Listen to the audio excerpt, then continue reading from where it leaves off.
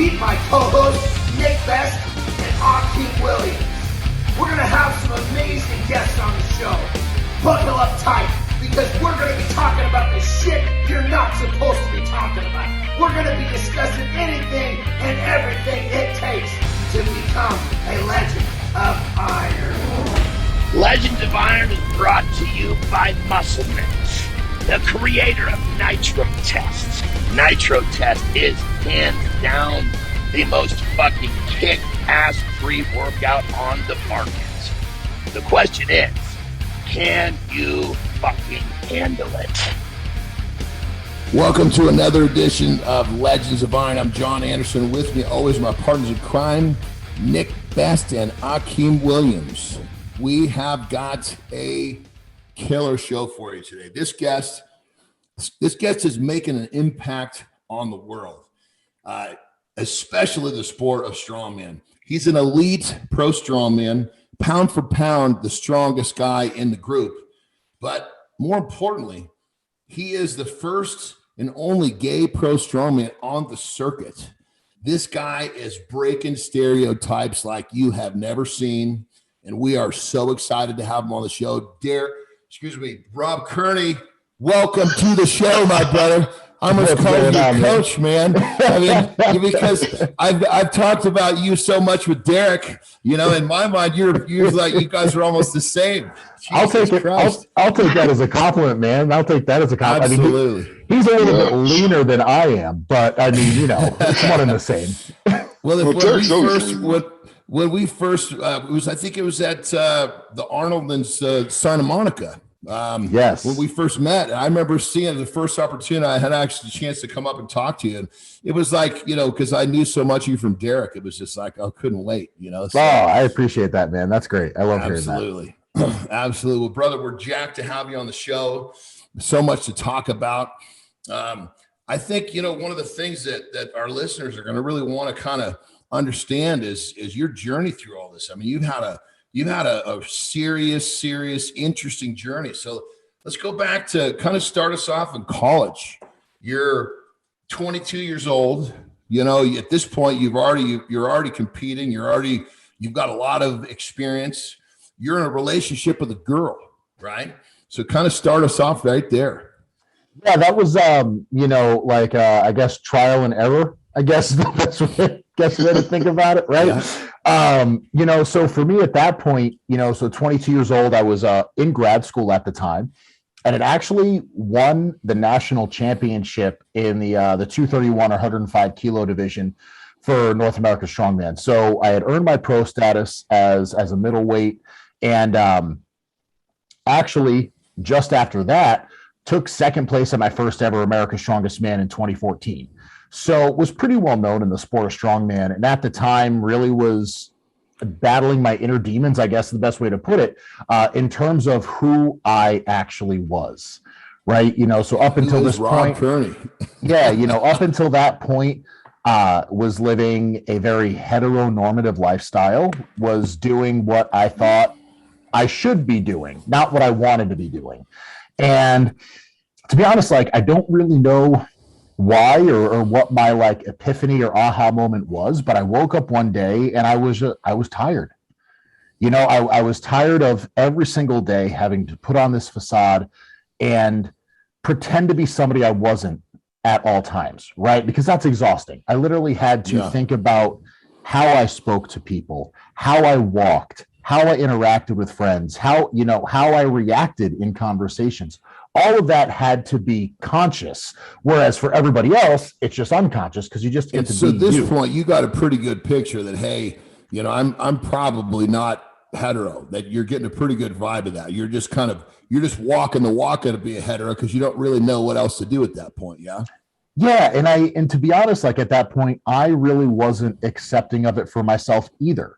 And one day I just kind of woke up and I was like, I just can't do this anymore. You know, I need to take a step back and I need to learn who I am.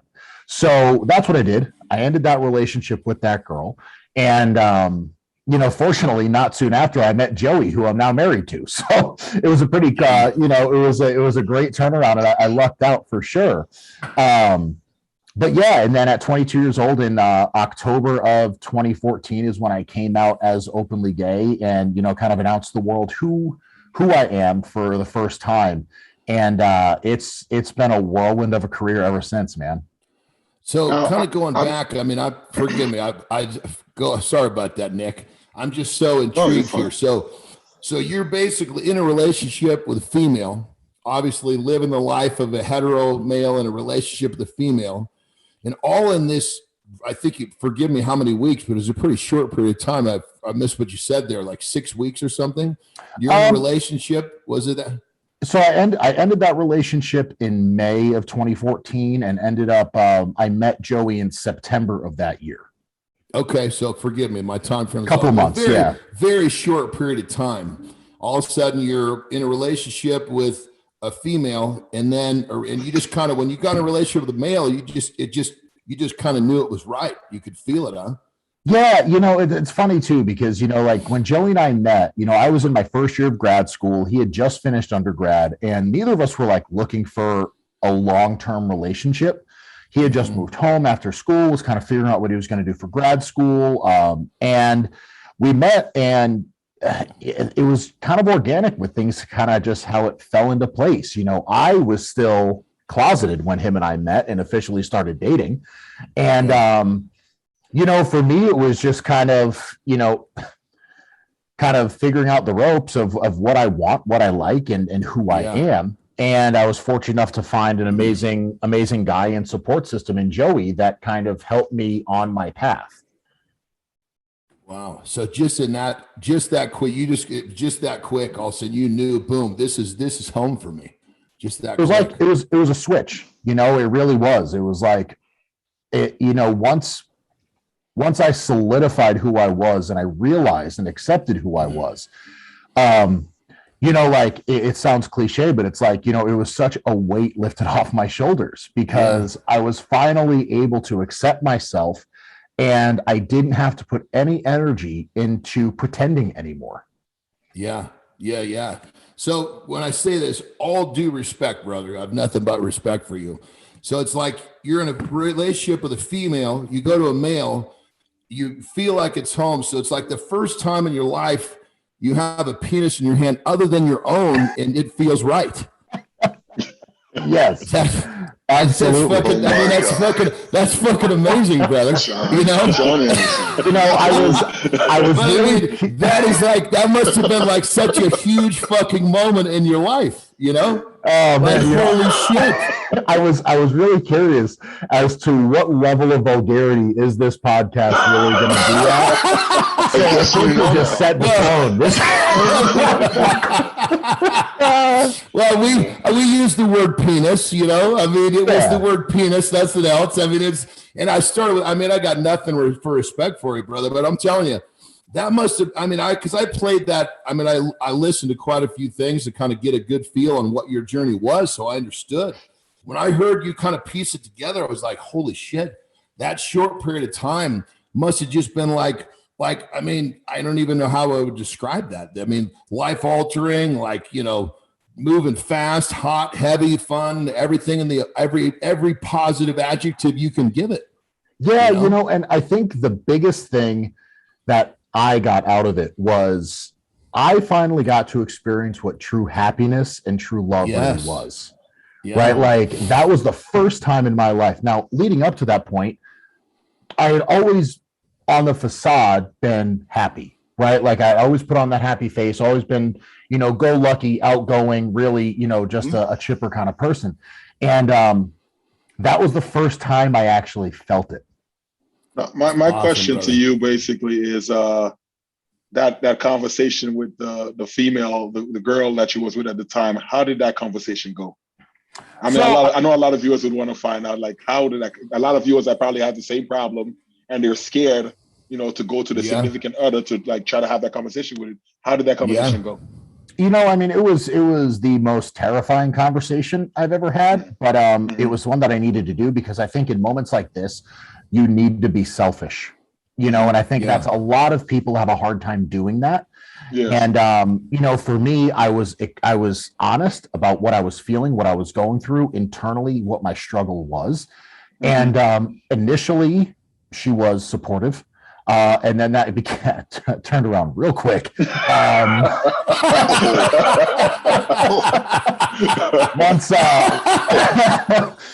Once Joey came into the picture, she was no longer supportive or nice. Oh wow! Okay, she probably thought you were just probably going through a phase, and but she was the phase. That was the problem. Yeah. And it just think of it from, and just kind of having fun. In her defense, she's thinking, man, what's wrong with me? I got this great boyfriend and I turn him gay, not knowing obviously it was you. That was you. You were pretending all that time, but I'm sure she probably had a real rough go with feeling like she wasn't adequate to do the job for you, Yeah, and I think it was a struggle for sure. But overall, like I said, at the end of the day, like I had to learn how to be selfish in that moment, because at that time, my happiness and my success was the only thing that I could control, and really I needed to focus on, because where I was in my life, I was miserable. Yeah. Yeah. Well, that's great, brother. I mean, that's when it comes down to it, that's what we all want. We all want to find that place where we're happy. So, I mean, obviously you had a much different journey than most of us, brother, but congratulations for finding it so early in life. Fuck, man. Many people don't find it, until later in life. And, you're just getting out of the blocks. You got so much great stuff going on. It sounds like you got the love of your life. Totally awesome, my brother. Totally awesome. It really is wild to me. It completely unplanned, but lucked out in all the best ways. Nick has been fortunate to meet Joey dozens of times. And what's funny is now, Joey comes to every single competition with me. And if he's not by my side, like the first time I see people, the first reaction I get isn't, "Oh, hey Rob," it's where's Joey? Where's Joey? Yeah.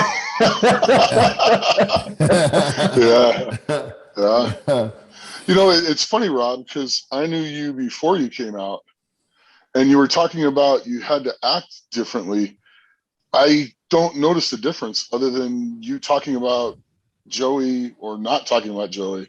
I don't see you act any different than you did before.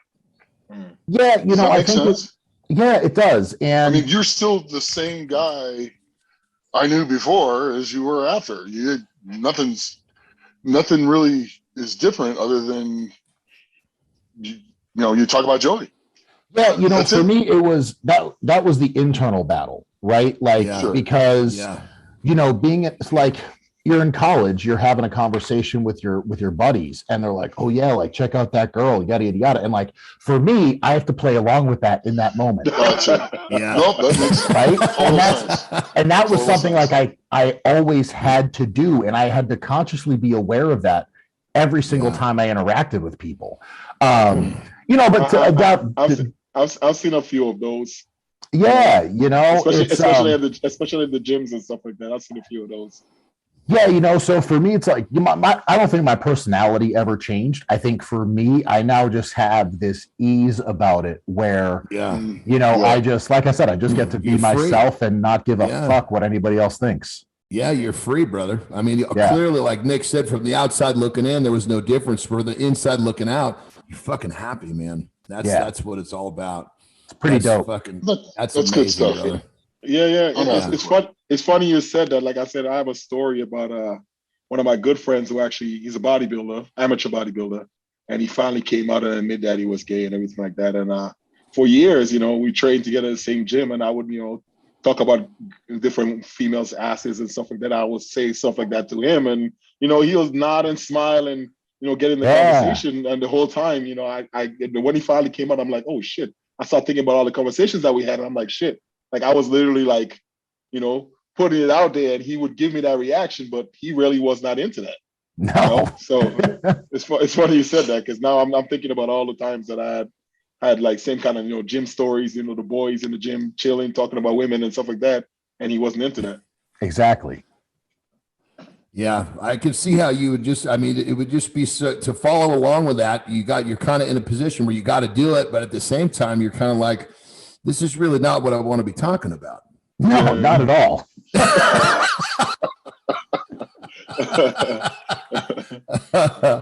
Oh, crazy. So, brother, take us back. It sounds like you were just freaking cock strong from the jump. I mean, you were, when you first started lifting weights, some of the things that you were doing right away lifting weights was crazy. But talk to us about that. From early on when you first started, you were moving some crazy weights. I was, so I had a pretty decent go when I first started, right? So I actually started competing in strongman when I was 17 years old. So this year is going to be my 13th year competing already, and I'm only 30. So, for me, I was decently strong, like on a barbell. When I was 17, I deadlifted 500 pounds, had a decent overhead, stuff like that. But to be honest, I sucked at strongman when I started. I took dead last in the first 8 competitions I went to. But you clearly loved it, or you wouldn't have kept coming back. Yeah, exactly. And another thing people don't realize is, like, at that time, I was competing in the 200-pound weight class. So I was competing under 200 pounds, doing all these shows. And so it wasn't actually until my 14th competition where I actually won a show. And that was the contest. It was here. It was in Connecticut. It was, Connecticut Strongest Man in 2011. And that was the first year I qualified to go to nationals. And I went to nationals that year in Tunica, Mississippi, as a 200 pounder, and ended up taking second place in the 200 pound weight class, which was wild. And that's when it kind of started snowballing into me realizing, okay, I did pretty well here, not thinking that I would. Let's see if maybe I can go make a run for my lightweight pro card, or my middleweight pro card. So 2012 ended up was actually the favorite to win the 2012 national championship.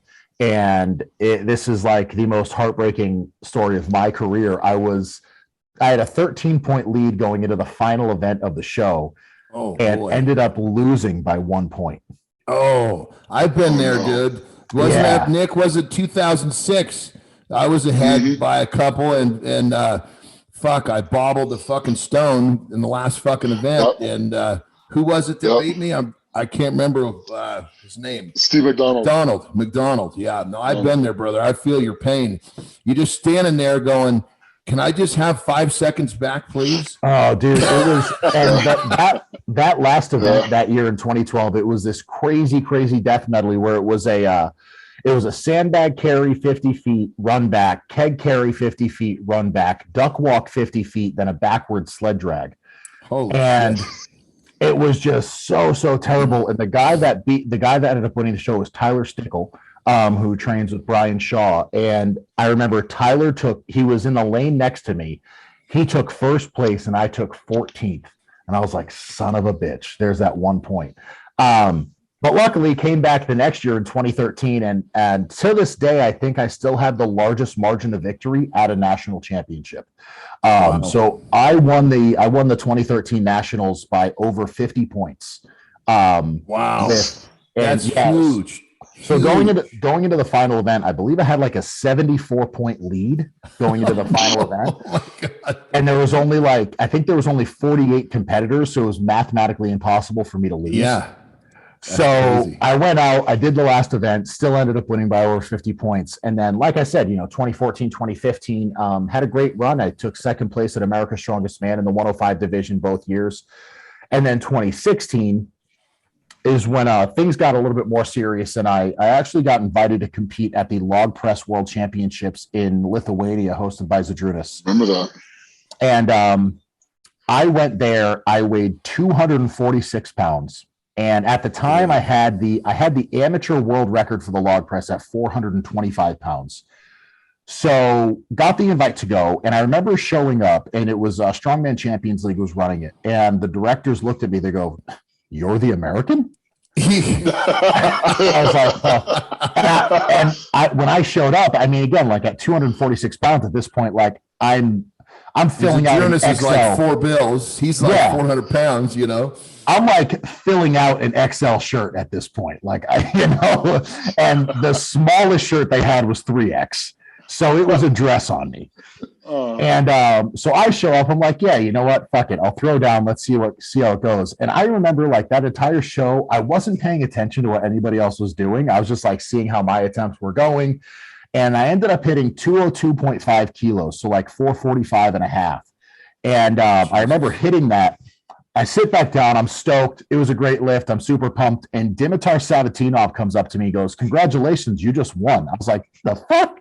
I had no clue.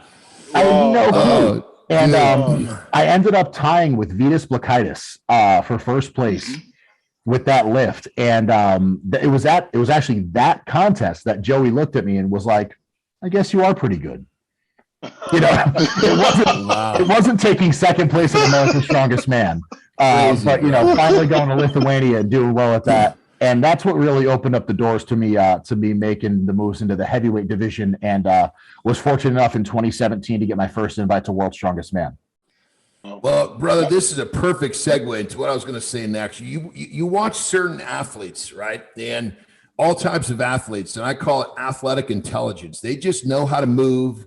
They understand how to put themselves in the right spot at the right time and timing. Brother, you have got some of the most amazing strength, athletic intelligence I've ever seen. I mean, the things that you can do for your stature is crazy. So my question is, going back, if we go further back in time, you were a cheerleader. Do you think being a cheerleader had anything to do with this development? Because this is a type of strength and you can't really teach athletic intelligence, you know? Yeah, you know, for me, I think it was a little bit of that. But honestly, when I first got into the sport, you know, I came up, my 2000, you think back to like 2009 to 2012 when I was really getting into the sport. And that was like right in the height of American Strongman. You know, like it was Poundstone, Ortmeyer, Nick, you know, you were in like Osland, Bergman, like all these studs here in the US. Brian was really just coming into the mix, you know.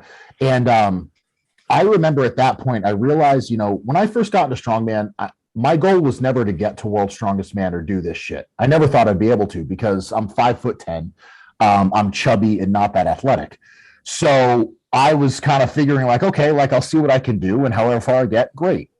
And after taking last place so many times, what ended up happening is I started to become a student of the sport, right? So like I would watch Derek deadlift or press and be like, okay, what is he doing and how is he manipulating the implement? You know, I would watch Nick do the yoke or farmers or frame and be like, okay, what is he doing? How can I take what he does so well and mold it to my body type so I can recreate that movement? And that's what I really did. And that's really, I think, what excelled me in the sport, because I studied what everybody was doing. And another thing was, like, when I first started, I competed a lot. When I was an amateur, like before I turned pro, I was competing almost 11 to 12 times a year. And it was just because like I wanted to get that experience, and I loved the sport. I loved the community, and there were so many competitions happening that I was like, you know what? I'm not going to train for every show. I'm just going to train to get stronger and show up when there's a contest around me so I can get better at competing as well. Yeah. And so I think it was all of those things that came together to really kind of propel my career to where it is today. Yeah, I mean, it's crazy. Like at the Rogue competition, I mean, you walk up to basically 900 pounds in a deadlift, and you're standing there, and you know some of the big guys, the giants, they look in proportion to that big bar. You know, you walk up and you say, oh, okay, here's a normal sized guy, but you just fucking crush it. You just crush it. I tell everybody, like, whenever I'm at a contest, like we do the athlete lineups, I always feel like the younger brother that's trying to hang out with his big brother's friends because I'm so much shorter and smaller. Like, I remember at the Rogue when we did the awards at the end, it was like Brian in 7th, then me in 6th, then JF Carone in 5th. So I was between those two behemoths. I'm like, this is really cool. I'm tiny. I feel your pain. I feel your pain. You know, it's just, you know, but like I said, wait till you add old into that mix. You know, so for me, it was like I said, I think it was just like years of studying the sport and just competing so often that really gave me this awareness and kind of this knowledge of the sport to get me to be able to compete at Worlds and the Arnold and the Rogue and all these amazing shows. Now you said when you first started, you placed horrible a lot for a lot of different shows and stuff like that.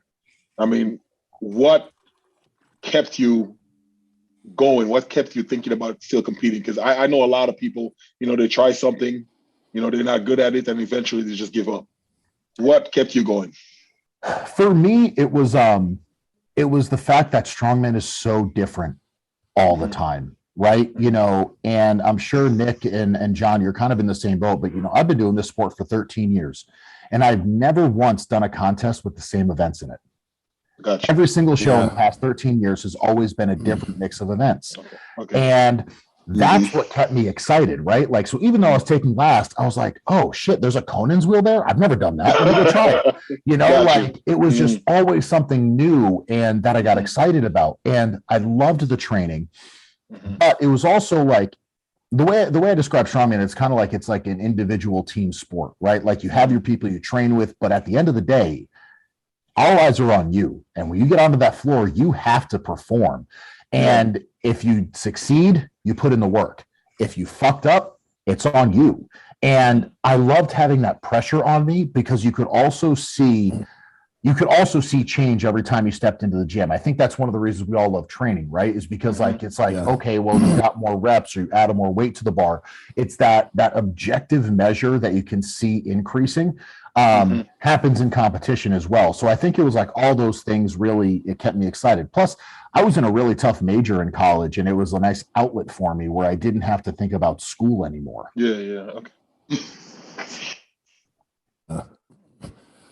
Yeah, absolutely crazy, bro. It's amazing to hear you talk because I mean, when people get to see, what you do in terms of your performance and the fact that you literally are like what you get outweighed by 100, 150 pounds in some cases. Yeah, so my average contest weight is about 285, and I stand about 5'10", right? So we look at the average size of these guys, it's probably around 6'3", 350. And then on the bigger side, I was competing. Had the privilege of competing against Thor multiple times, who is 6'9", 440 with abs. So it's really cool the fact that I can be out there and still throw around the same weight that these big dudes are doing and hold my own and do well. I've been fortunate enough to hold some records, win some contests and put my name on the map of the sport. So it really there's no way for somebody to argue. You really are pound for pound the strongest one of the elites right now. Yeah. Yeah. In 2020, I was actually fortunate enough to win that contest. Eddie Hall, an official strongman, held a pound for pound strongest man in the world contest. And I was fortunate enough to come out on top, so it was a 1 rep max ground to overhead lift. So I log pressed 455 pounds. And then I deadlifted 921 pounds at a body weight of 286. And those two lifts. Isn't that insane? That's just normally. When you're saying that, someone's thinking, did he say 386? No, rewind that. No, he said 286. 286. Yeah, and it's really cool because I think back on moments in my career and I think back to Nick. I'm sure you remember when Joey and I came out there to your house to train back in 2015 I think it was 2016. And I remember I showed up to his house. He's like, all right, what's on the menu tonight? I was like, we got deadlifts. He's like, great. He was like, what do you got? I was like, 765 for reps. He was like, what? Because at this point I was still a middleweight. I was still competing at 231. Wow. So he was what? Okay, let's do it. That's definitely impressive, man. So we ended up log pressing and we did some reps. And that was actually the first time Joey hit a 500-pound deadlift as well, was in your garage. Yeah, that was fun. Little coaching, little talking, little pep talk, and up it went. It's good stuff. Wasn't too long ago we had Derek on the show and he actually talked a little bit about coaching you, which was a lot of fun to hear. Some of the strategy you guys went into and currently use. When did you and Derek start to when did you get him to coach you? Because I know in the beginning, he said that it was you that kind of got him to kind of step over the ledge of, okay, I'll coach someone. It was you were the one that got him to take the step into coaching. Yeah, he played hard. That all come together. He played hard to get for a while. Yeah. So Derek, I will say, like, Derek was one of the first guys, that I kind of like really idolized in the sport. And, we were both from Connecticut, and he was a, smaller guy, competing. And, I was fortunate enough to train with him a few times when I was 17 and 18 years old with his crew in Waterbury. And, so I'd always, really looked up to him. And it was 2018 was one of the last times I asked him. I'd asked him in 2017 a couple of times, in 2016, and he'd always just said, got too much going on with the family, work, they're just too busy and stuff like that. And in 2018, I remember I went over his house for dinner one night, and I asked him if he, would be my coach. I had these goals. I had proven to everybody that I could compete at Worlds and do these shows at the time. And I was like, I'm getting ready to do the Arnold Australia. I really would love to, to have your support and your coaching. And initially he said no. And I remember I left. I was like, all right, fuck it. Fifth time didn't work. So there it goes. And I remember, this story is great because his wife, Dana, when I left, she smacked him and said, why the fuck did you say no? Really? And and he was like, and I will say, Derek, is his own worst enemy. And sometimes, Nick has competed against him and can probably attribute to that. And, he gets in his head. And at that point, Derek felt that he didn't have anything to offer me as a coach. And, which was crazy to me, because here's this guy that took second place at Worlds, had won the Arnold multiple times, had won America's Strongest Man multiple times. And, so Dana finally talked some sense into Derek. And the next day he reached out to me, said, I thought about it. And he decided to come on board and start working with me. And to this day, that first 4 months of training, I have never gone through anything like that before. Still to this day, the hardest training session I ever had, was the middle of summer, and it was, our gym was nice enough to not have air conditioning. So it is, it's about 85, 90 degrees, humid as hell in the gym. And Derek programmed, it was a heavy set of 5 on deadlifts, followed by a heavy set of 5 on squats, snatch grip RDLs, frame holds, and then a final conditioning set of yoke carry, sandbag carry medley. It was a 650-pound yoke and a 200-pound sandbag, 200 feet each way, turns at 50 feet, with only 2 minutes. 2 minutes. You just keep going, man. It gets better. 2 minutes rest between sets for 4 sets. And I remember that session, I think, is really what wrote the script to what Derek and I were able to do over the next 2.5 years. Because my first show out of him coaching me was the Arnold Australia, and I won against a lineup that was pretty stacked. It was Matthias Belsack, absolutely, Novikov was there, JF and Jerry Pritchett, and I mean, it was just this monstrous lineup, and I was able to come out with a win. And, ended up being pretty successful under him, was able to, go to the Arnold, and I tied for 6th place. World's Strongest Man in 2019 was probably my most heartbreaking but most exciting competition. I had lost the qualifying group to Thor by 1 point. And that forced me to go into the Stone Over Bar event versus Luke Stoltman. Luke is one of my best friends in the sport. And at that point, neither of us had made the finals at Worlds. So that was on the line for both of us. And if you know anything about strongman, the Stoltmans are pretty damn good at stones. Yeah, And that's the event you don't want when you draw one of them. Yeah, so we had it was a 410-pound stone over bar for reps, and the way the event was set up was like when the stone fell on your side, you had 20 seconds to get it back over. And I will say I hit a PR. I hit 10 reps, which was pretty damn good. Christ. Yeah, dude. Oh my god! And it was over a 56-inch bar. So for me, that's like that's nipple or shoulder height. Yeah, I was going to say that's over your nipple, isn't it? Yeah, for Luke, that's waist height. So that was cool. Yeah. And so it was just one of those. It was such a bittersweet moment because I had such a great qualifying heat. One of the proudest moments to me was the fact that I only lost to Thor in the group by 1 point. And just missed out on the finals, but then was able to do some really cool stuff. So working with Derek was it was probably the most surreal part of my career. Yeah, I mean, Derek, he's when it came to even his own training, I mean, he brought things to the table that nobody was doing. Yeah, I mean, his big thing when he was going, was that pain tolerance training, right? Like that's what he was known for. And I remember he would come up, he would drive an hour and a half north to the town that I was living in Massachusetts. And I, a couple of days before this, I had gone to our local fire department and I walked in and I was like, oh, I was wondering if I could speak to the chief. They're like, for what? I was like, I want to pull one of your fire trucks. And I remember the woman looking at me like, okay. So she goes and gets the chief, and I was like, hey, what's going on? My name's Rob. I'm training for World's Strongest Man. I was hoping I could borrow one of your fire trucks to pull. He was like, what?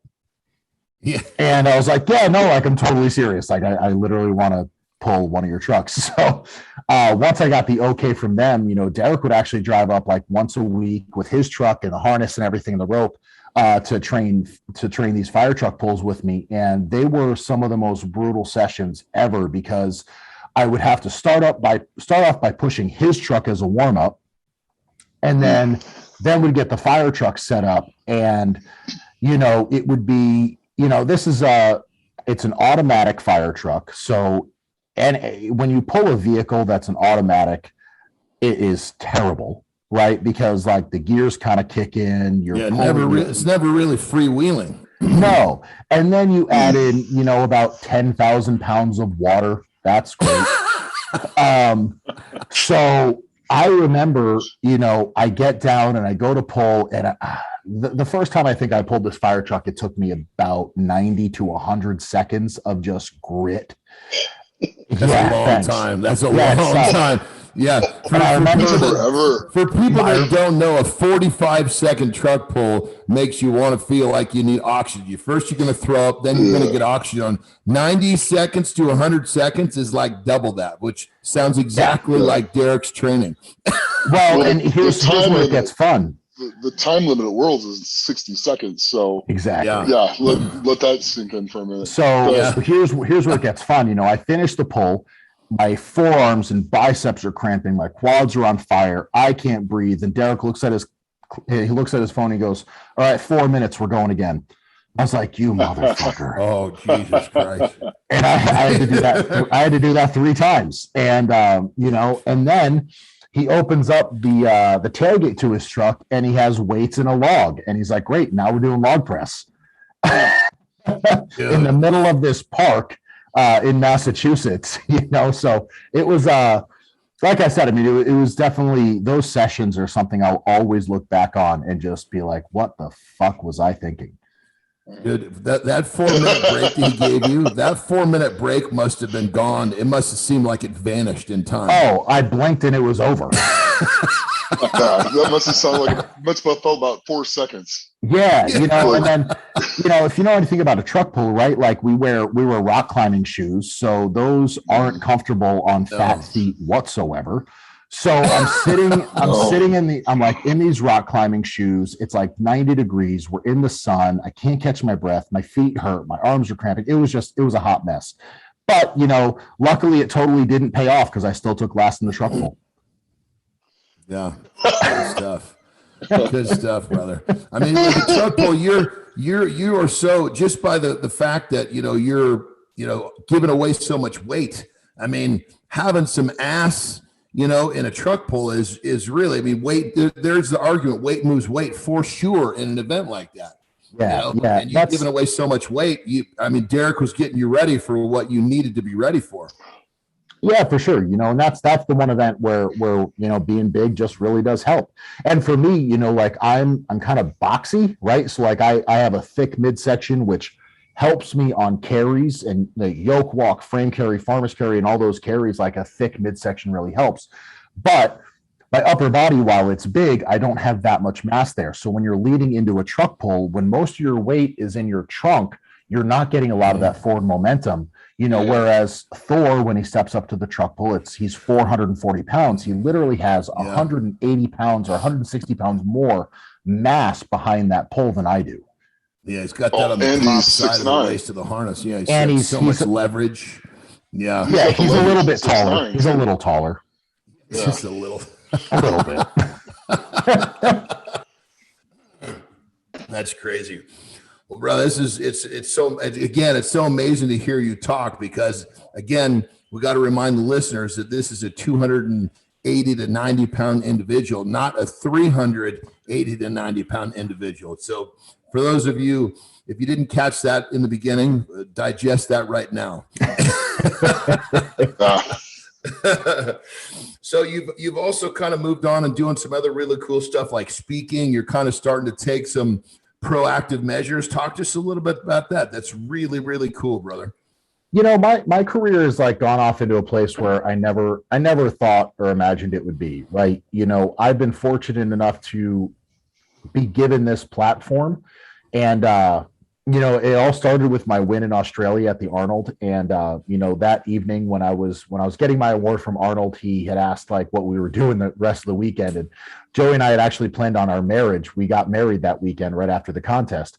So very cool. We were fortunate enough to actually celebrate our wedding with Arnold, which was outrageous. And, he actually posted about us the next day, and that's really kind of what opened up the floodgates in terms of my social media presence. And soon after that, guys like Joe Rogan started following me, so I was able to get on the Joe Rogan Experience a couple of times. And being able to have this platform now, it really is just something that I take so seriously, and it's so great to be able to be authentically me every single day on social media. And, the way I describe it is like, I'm unapologetically gay. And because I just get to show that I am one of the strongest motherfuckers in the world, happily married to a guy, and none of that holds me back from anything. And I think that's the biggest thing what I've really, really been trying to show the world is sexual orientation has nothing to do with what you can achieve in life. And I think for so long, especially me growing up, one of the reasons why I am, the world's strongest gay on social media is because of how important representation is, especially in the world of sports and athletics. Because growing up, I never thought I was possible, right? Like I never saw an openly gay athlete. So I never thought that is something I could do. And now that we're seeing professional football players come out, we have me in strongman, we have professional soccer players and hockey players, all these younger kids who are battling with themselves on who they are and their identities, they can now see themselves in somebody else, which has never been done before. And that's why people being open and honest about who they are really is so important. It's not for self-gratification for me, but it's because there are hundreds of younger kids that are on social media and seeing what we're doing every single day. And, because of who I am, I receive so much hate on a daily basis on social media, but I also get the messages, to this day where, the ones that get me the most are messages from, LGBTQ plus teens who don't feel like they have a place in this world, who honestly, like one of them said he was on the verge of committing suicide until he found my profile. And he realized that he didn't have to do that he could actually be happy and have a life. it's having impacts like that really make, everything that I'm doing worth it, regardless of what happens. Oh, brother, you are, I mean, like I said in the opening, man, you're making a difference in the world right now. Obviously, huge impact to the strongman world, but in general, I mean, you've been given this platform and you're doing a lot of good shit with it. And that's what we need from, people like yourself, stepping on a limb and going out there and showing the world that it's okay and breaking the stereotypes. And just like you're saying, I mean, there are people all around the world who are realizing that, hey, you know what? I'm not alone. It's okay. I can do it. Whatever it is, you're making a huge difference in the world, bro. And that's one of the reasons I was so excited to have you on the show, man. I mean, it's amazing what you've done with strength, especially being that you're not a monster and you compete with the monsters. But I mean, you're making an impact on the world right now, brother. And that's what it's all about. And I think the cool thing is, what you just said, I think another thing is like strength is more than physical, right? I mean, it is a burden to deal with some of the shit that I deal with on a daily basis. But, fortunately, over years and years of going through it, I have really thick skin, so it doesn't fucking bother me at all.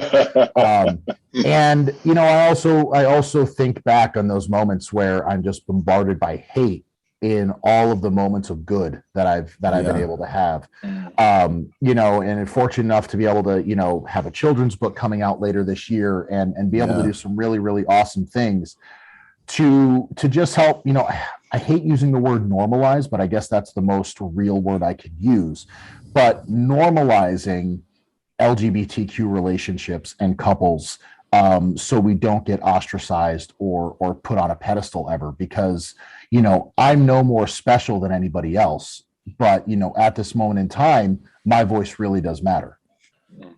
And brother, I'll tell you that it takes a certain person like yourself that can take all the negativity, all the shit that people throw at you to stand there strong and still do what you do. So I got to tell you, man, I got nothing but respect. My hat is off to you, brother, because it's hard to take hateful shit. And like you're saying, you get a ton of it, but you still stand up, you stand proud, and you send your message. And that's what this fucking shit's all about. Yeah, I think my proudest moment ever is, I will say, because of who I am and what I do, the negative comments are not typically in person, right? Like guys are a little bit, their ego's a little bit too fragile to do that. But yeah, nobody's gonna make it in person. There was one contest where it did happen, where a guy. Yeah, I was going to say, I heard you talk about this, brother. I was going to actually bring this up. So this is this is awesome, dude. Awesome. So there was a guy heckling me from the crowd, and it was just after I'd done a truck pull. Now I know we talked about a truck pull's not my best event, but so this guy's heckling me, and I'm walking back to the athlete tent, and I hear him, and he's just going on and on and on. So I look at him, and I goes, dude, I suck dick, and I'm stronger than you. Yes, that is the fucking best ever, dude. When I saw you, when I heard you tell that story the first time, I was like, oh my God, I got to have him tell that story on the show. That's the fucking best. Because, I mean, some fucking guy, he's an armchair quarterback. He's up there fucking running his mouth, doesn't have a fucking clue what it takes to do anything you do.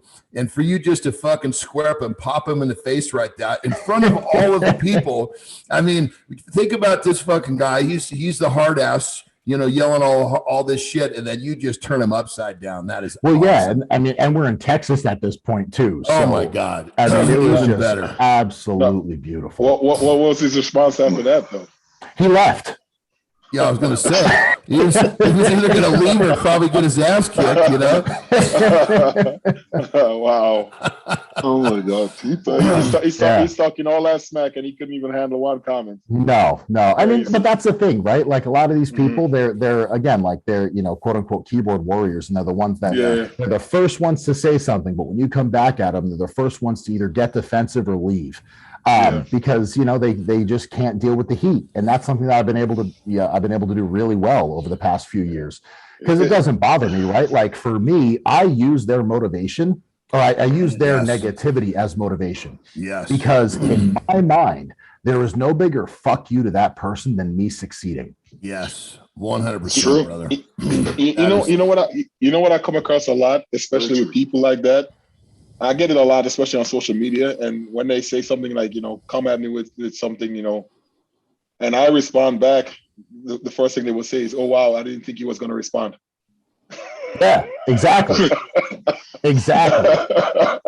You know, I mean, like at the end of the day, man, they think like sometimes, you know, people don't have feelings and stuff like that. Just because you put yourself out into the public and stuff like that, you know, you have feelings too, man. You know. Yeah, no, I mean, and that's the thing. You know, I think it's, again, like, I just think it's so funny when like people jump up and start saying things like that, and then, you know, again, like, they don't expect people like me to say something back. Yeah, but exactly. It's like, Yeah. you know, I think there's a lot of people that are like, oh, you know, don't read the comments, don't read the comments. But I do, you know, like, because that's me as a person. I like having interaction with my fans and the people that support me. Yep. So if I'm going to see the positive, I'm going to see the negative. Yeah. And you know, when I am able to give back a little zinger like that, they usually fall back on their heels pretty quick. The block check this out. Looks pretty good too. Yeah, that's so true. So true. So check this out, guys. We only have our man Rob here for about another little less than 10 minutes. So I want to make sure that everybody knows that before we. So if there's any questions you guys want to pop out now, because like I said, we could keep him here for their hour, but we only got him here for a little less than 10 minutes. So I got like an hour drive down to the gym after this. Well, you got to do your thing, brother. Yeah. You got to do your thing. Arnold training is kicking into high gear. I get to press a 275 dumbbell a couple times tonight. Nice. You know, I'm telling you, brother, that was one of the things when I was watching the Rogue. I mean, those dumbbells, you were crushing those things, brother. The way that you position yourself under those dumbbells, that's kind of that whole thing I was speaking, like that athletic intelligence. You just kind of know where to get under that dumbbell to keep it overhead. It's fucking amazing. I got to tell you, I mean, I love the sport of strongman. I love to watch it, but I got to tell you, bro, you're probably my favorite guy to watch at this point in time. Oh, thank you, man. That means a lot. You know, and I think what's funny is too, like in these events, people forget to realize that that's a body weight dumbbell press for me. That's what I mean. That's what I'm talking about. You got body weight on your shoulder, and then you got to get that thing overhead and with one arm, and you got to somehow position yourself underneath it so it doesn't come down. That's what I said when you are hands down my favorite guy to watch right now, brother. So it's not just because the spandex. No, I love the spandex too. The spandex, the hair, it all fits together. But it's sending that message, which is another great thing too. I mean, it's a message of subtlety. Subtlety. Well, it's I'll tell you, brother. I mean, you're out there. You're basically out there doing your thing, and you're there competing, but you're also there for a purpose, and it's meaningful. It really is. Thank you. No, it means a lot, you know, and it's been such a wild ride and so much fun. You know, like I said, like I never thought that I'd be the guy that's out there, you know, traveling around the world, you know, at these competitions and doing all this amazing stuff. So it really is. It's a total dream come true for me, honestly. Yeah.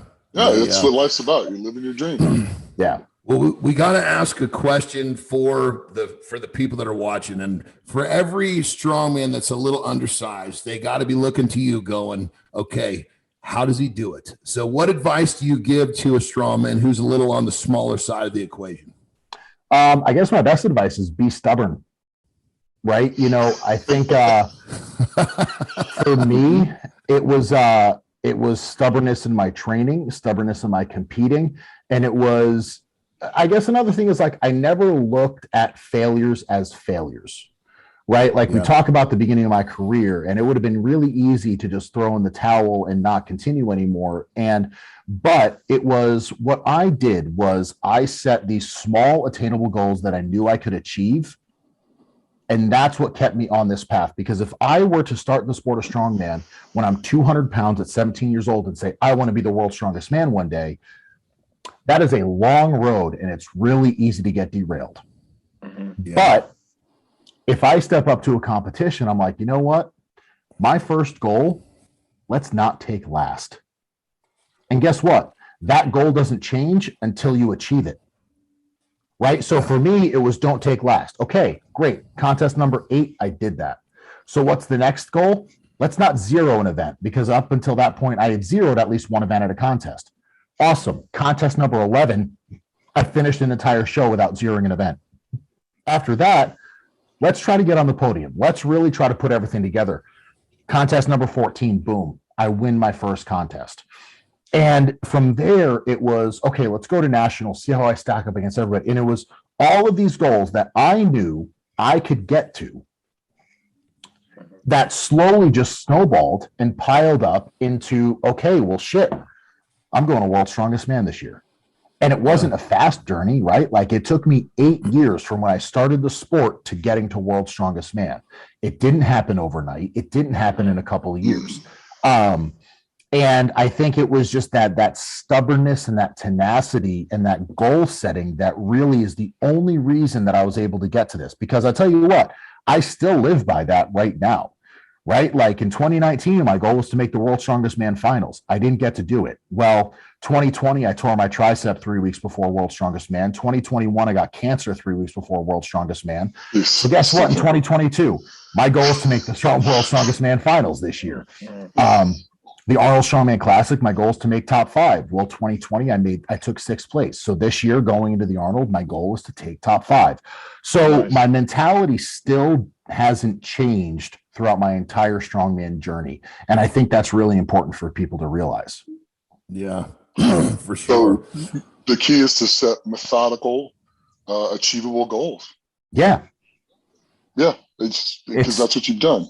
You've methodically set achievable goals, and you've reached every one. Again, people always look at the end goal, and it's really, really easy to get disheartened when you're not getting to that end goal soon and quick enough, right? Like if I had set, we're in an instant gratification society too, so that doesn't help. You know, but for me, it was like, if I had set the goal to get to World's Strongest Man, do you think I would be sitting here with you guys because it would have taken me 8 years to get there? Fuck no. If I wasn't there in 2, I'd be fuck this, I'm done. Right? Like, so it was, but again, like, you know, we talk about instant gratification. Well, there was nothing more gratifying than hitting one of your goals that you set for yourself. True. Right? Like, it was great. And that is what kept me going all these years. Yeah. Great advice. So for those of you listening, don't think you're going to show up to a national championship in your first or second year and win it by 50 or 60 points. Took a few years for me to get there. Oh, I love it. Well, brother, I know we're just got like minutes away before we got to let you go. You've done so much already and you're just getting your wheels turning. So when all this is over, what is it that you want to be remembered for? What's your legacy? What are you leaving behind? You know, for me, my biggest thing has always been it's easier to love than hate, right? And that's just how I live my life. And that's what I want people to remember me for. I don't think I'm going to be remembered by wins and losses like some strongman competitors are going to be. I hope I'm remembered by my character, and that every time I stepped out on a competition floor, I was having fun. I loved performing. I loved being with all of my friends and just doing something that I genuinely love. And I think that passion, that excitement for the sport is something that I'll be remembered for because, you know, I've been fortunate enough, you know, I won a Giants Live, I won an Arnold International, I held some records, but, you know, I'm not one of those guys that has rooms full of trophies like Zadrunas, you know, that's just not the competitor I am or ever will be. And I'm totally okay with that. I know my lane, I know what I'm here to do, and I feel like I do it pretty well. So I think, you know, being remembered for my character, my personality, and just me as an athlete, I think that's what's really important to me. Yeah. And what was your opening? You said it easier to love than to hate. Yeah, it's easier to love than that's hate. Fucking beautiful, brother. Holy shit. I mean, that's powerful right there. I mean, when you said that kind of hit me in the chest, like, fuck. Never. I mean, it's so simple, but so fucking effective. Yeah, you know, and I think that's good shit. Just like, you know, the world in general right now, I think people are too focused on divisiveness and hating each other, whereas opposed to like, you know, it's true. It's easier to smile and hug than fight and argue. So, you know, that's and when you think a lot of less energy, and people want easy. So shit, when it's easy to love, that should be real. It should be simple to follow. That's powerful shit, bro. That's a serious pearl of life right there. Thanks, man. I really appreciate it. Absolutely. Well, I know you got to go, brother. So, Nick Ockham, you got anything else, or are we're going to let our man get going on his hour journey to train for the Arnold? He's got work to put in. But man, I tell you what, it's always so much fun competing with you, dude, because we're always laughing, we're always joking, and we're always having a good time. And then we just get out there and get after it. So it's an absolute honor to have you on the show and get to sit here and talk with you and stuff like that. So thank you. Thank you. I think the coolest thing for me is, going up against you in Giants Live in 2017. I remember going into that Stones event. It was such a surreal moment for me because it was my first Giants Live competing against, you've been in the sport for years, who I've seen on TV and done all this stuff. And I remember going out there and I just looked at it. It was like, let's put on a show. And, it's so cool to be able to say that and just have fun and do some cool shit with friends. Yeah, this is a good time. This is good. Great thing. I'm so glad I got to do that with you. Yeah. Well, on my end, I'm definitely looking forward to seeing you at the Arnold. I'm going to be on that stage also. So I'm definitely looking forward to seeing you out there. Badass, man. Well, good luck to you as well. Thank you. Yeah, I know you're going to kill it. Yeah. Thanks, brother. Well, hands down, I think we all agree we're going to have to get you back for another time on the show, brother. This was a powerful hour, but Jesus Christ, I feel like we just scratched the surface, Absolutely. So, yeah. And it was great to hear you talk, and even better, it's so great to hear you talk about the things that you're doing to make a difference in the world, because when all the dust settles, that's what it's all about, brother. I mean, what is it? I love it. Easier to love than to hate. What else can you say? That's right. Yeah, man. Yeah.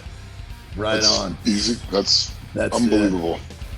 Well, there you have it, everyone. Another edition of Legends of Iron. We're always here to inspire you and make you the best version of yourself. Everyone, thank you very much for listening, and we will see you next time. Legends of Iron is brought to you by Musclemen, the creator of Nitro Tests. Nitro Test is hands down the most fucking kick-ass free workout on the market. If you fucking want some, come fucking get some. Can you handle it?